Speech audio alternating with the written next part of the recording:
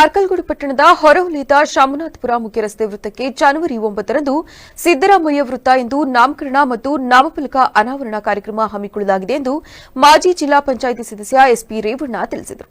ರಾಜ್ಯದಲ್ಲಿ ಸಿದ್ದರಾಮಯ್ಯ ಅವರು ಸುದೀರ್ಘ ಅವಧಿಗೆ ಮುಖ್ಯಮಂತ್ರಿಗಳಾಗಿ ಅಧಿಕಾರ ನಡೆಸಿದ ಸಂಭ್ರಮಾಚರಣೆ ಪ್ರಯುಕ್ತ ಈ ಕಾರ್ಯಕ್ರಮವನ್ನು ಅದ್ದೂರಿಯಾಗಿ ಆಚರಿಸಲಾಗುವುದು ಎಂದು ಗುರುವಾರ ಸುದ್ದಿಗೋಷ್ಠಿಯಲ್ಲಿ ಹೇಳಿದರು. ಶಾಂಭುನಾಥಪುರದ ಐತಿಹಾಸಿಕ ಶಾಂಭುನಾಥೇಶ್ವರ ದೇವಾಲಯದಲ್ಲಿ ಅಭಿಷೇಕ ಪೂಜೆ ನಡೆಸಿದ ಬಳಿಕ ಪಟ್ಟಣದ ಅನಕರು ವೃತ್ತದವರೆಗೆ ಭವ್ಯ ಮೆರವಣಿಗೆ ನಡೆಯಲಿದೆ. ದ್ವಿಚಕ್ರ ವಾಹನ ಸವಾರರಿಗೆ ರಸ್ತೆ ಸುರಕ್ಷತೆ ಕುರಿತು ಅರಿವು ಮೂಡಿಸಲು ಅನಕರು ವೃತ್ತದಲ್ಲಿ 200 ಹೆಲ್ಮೆಟ್ಗಳನ್ನು ಉಚಿತವಾಗಿ ವಿತರಿಸಲಿದ್ದು, ಬೈಕ್ ಸವಾರರಿಂದ ಬೈಕ್ ರ್ಯಾಲಿ ಏರ್ಪಡಿಸಲಾಗಿದೆ ಎಂದು ತಿಳಿಸಿದರು.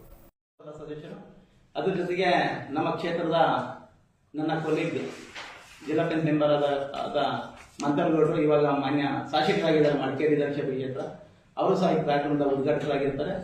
ಅದ್ರ ಜೊತೆಗೆ ಇದು ನೇತೃತ್ವನ ಸ್ಥಳೀಯ ಗ್ರಾಮ ಪಂಚಾಯತಿ ಅಧ್ಯಕ್ಷರುಗಳು, ಆಲ್ಮತ ಮಹಾಸಭಾದ ಅಧ್ಯಕ್ಷರು, ಅದ್ರ ಜೊತೆಗೆ ನಮ್ಮ ಸಂಗೊಳ್ಳಿ ರಾಯಣ್ಣ ಯುವ ಬ್ರಿಗೇಡ್, ಟಿಪ್ಪು ಸುಲ್ತಾನ್ ಯುವ ಬ್ರಿಗೇಡ್ ವಕೀಲ ಎಸ್ಎ ಕೃಷ್ಣ ಮಾತನಾಡಿ, ವೇದಿಕೆ ಕಾರ್ಯಕ್ರಮದಲ್ಲಿ ಕೆಆರ್ನಗರ ಕನಕಗುರು ಪೀಠದ ಶಿವಾನಂದಪುರಿ ಸ್ವಾಮೀಜಿ ಸಾನ್ನಿಧ್ಯ ವಹಿಸುವರು. ಶಾಸಕ ಎ ಮಂಜು ಕಾರ್ಯಕ್ರಮ ಉದ್ಘಾಟಿಸಲಿದ್ದು, ತಾಲೂಕು ಕುರುಬರ ಸಂಘದ ಅಧ್ಯಕ್ಷ ಡಾ ಎಚ್ಎಲ್ ರವೀಂದ್ರ ಪ್ರಸಾದ್ ಅಧ್ಯಕ್ಷತೆ ವಹಿಸುವರು. ಮಾಜಿ ಶಾಸಕ ಎಟಿ ರಾಮಸ್ವಾಮಿ, ಮುಖಂಡರಾದ ಎಚ್ಪಿ ಶ್ರೀಧರ್ ಗೌಡ, ಎಂಟಿ ಕೃಷ್ಣೇಗೌಡ, ಎಚ್ ಯೋಗ ರಮೇಶ್, ಸಿಡಿ ದಿವಾಕರ್ ಗೌಡ, ಎಸ್ಎಸ್ ಪ್ರಸನ್ನಕುಮಾರ್ ಭಾಗವಹಿಸಲಿದ್ದಾರೆಂದು ತಿಳಿಸಿದರು.